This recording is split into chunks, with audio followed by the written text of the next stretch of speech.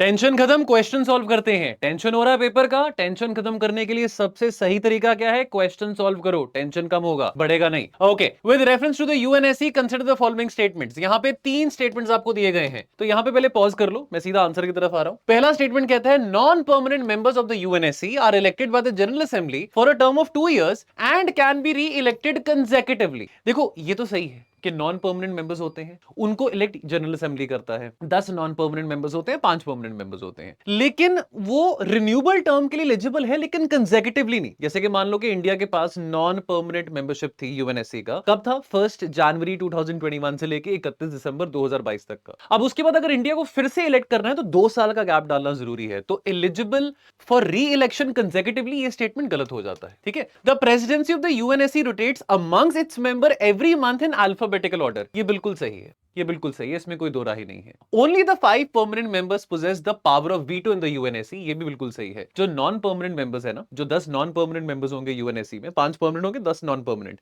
उनके पास veto power नहीं है। वीटो पावर P5 के पास रहता है। तो इसका आंसर क्या बनेगा? ऑप्शन बी, यानी कि 2 और 3 ओनली। मुझे ये बताओ अच्छे बच्चों की तरह, कि नॉन परमानेंट मेंबर्स अभी फिलहाल में यूएनएससी में कौन से हैं? कमेंट में बताइएगा।